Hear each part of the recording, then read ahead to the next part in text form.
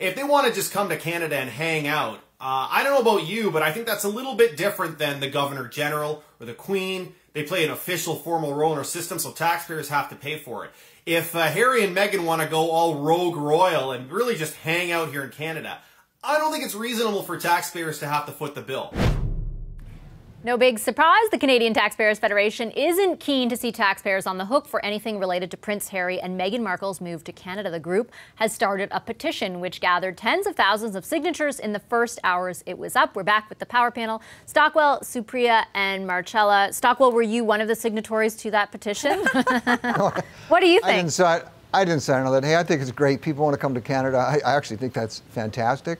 Earlier on the show, there was a woman being interviewed in the UK, and she said, hey, the guy's not going to be king, so, you know, if he wants to go and do something else, let him. I think they can raise their own money. I think they're a smart, vital, robust couple. I don't think they'll have problems, but I do think people will be upset if they're on the tax roll, and they're going to get criticism both ways. I don't know if you saw the one headline in the US paper, or the UK paper. It said, 35-year-old man moves out of grandmother's house but wants to keep allowance, you know. So, you know, they're going to get criticism. I think they can do this on their own. And as anybody who is coming to Canada to live or to open a business or something, I wish them well. It shouldn't be on the taxpayer dime, but at the same point, we should realize they are members of the royal family. They are going to require security.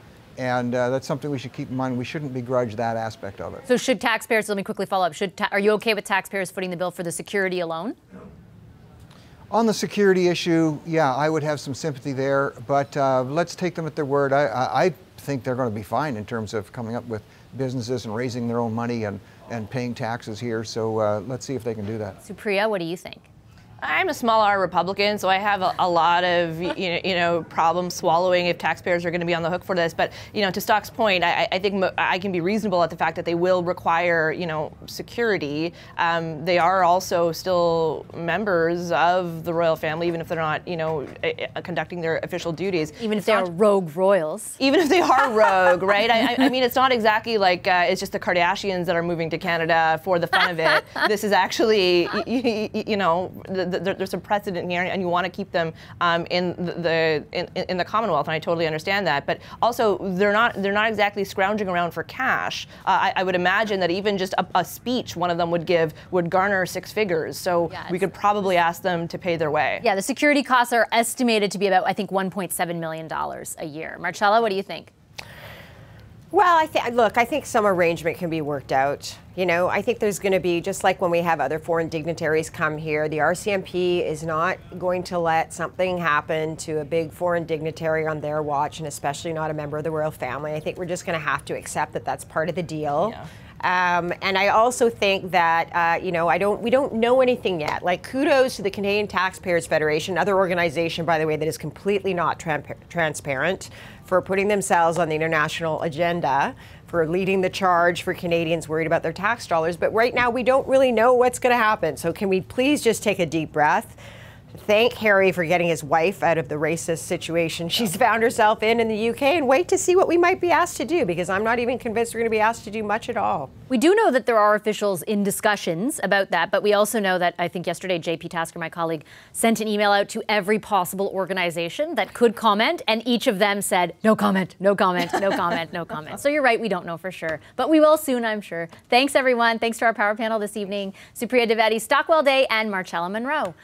Buckingham Palace has confirmed Prince Harry and Meghan will no longer be full-time working members of the royal family, and the two, along with their son Archie, plan to split their new independent life between the UK and Canada. But there are concerns in this country that their time spent here could cost Canadian taxpayers. Peter Donolo, is a former director of communications to former Prime Minister Jean Chrétien and has held other senior positions, of course, as a political staffer. He joins us now from Toronto. Hi, Mr. Donolo. Great to see you again. Good to see you. So yesterday we had Mel Kapp on the show, who was very much in favor of the move. And today, while I was searching out a counter position, I came across an article of yours from 2002 that put a smile on my face. So my guess is, based on that article, you're not so much in favor of this. No, golden oldie. Listen, I've been an anti-monarchist as long as I can remember. I think the monarchy is fundamentally incompatible with a democracy. We should not have hereditary public offices, period. And then you add insult to injury, it's a foreign institution.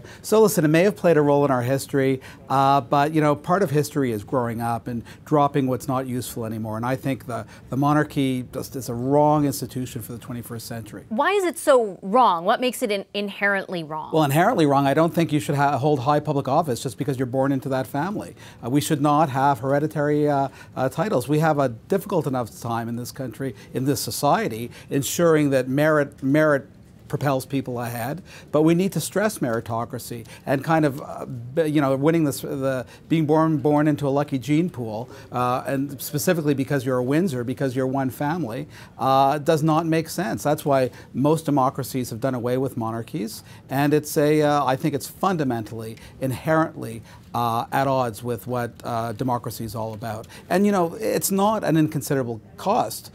We don't bear the cost in Canada, other than putting the Queen's picture on you know, in post offices and embassies. And I will say, I have regard for the Queen. I think that she's a formidable person. Her sang-froid alone has kept this institution alive half a century longer than it should have been. But I mean, once she passes on, I think we'd be crazy to keep it going.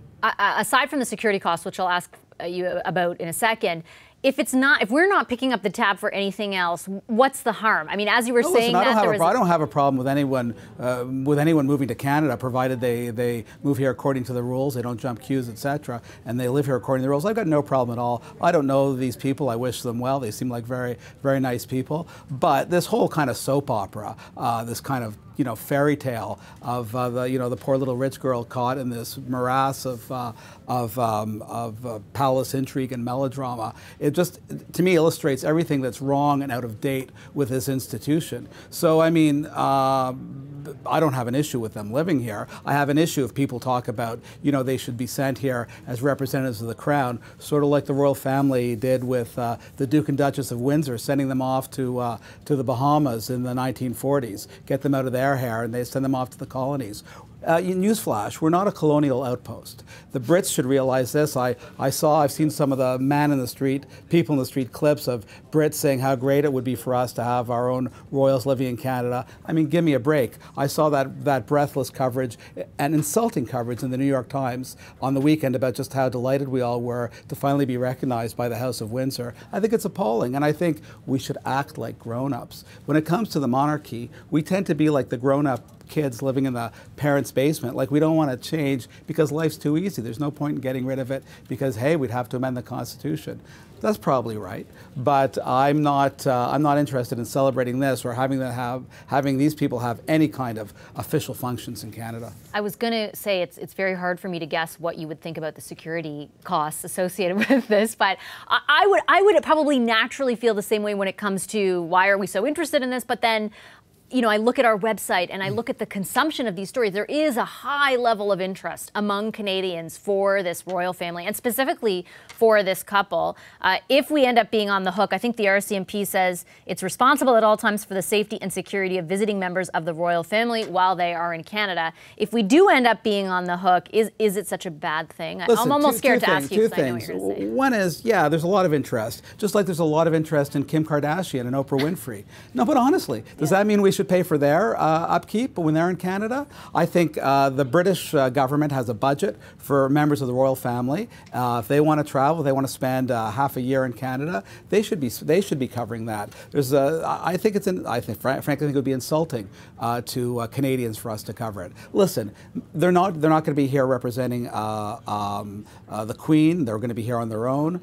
When the Queen comes to Canada, as I said, I have regard for her. I think she's a top-notch person who has given that institution a longer life than it deserves. We pay for her and representatives who are here as in her function of head of state.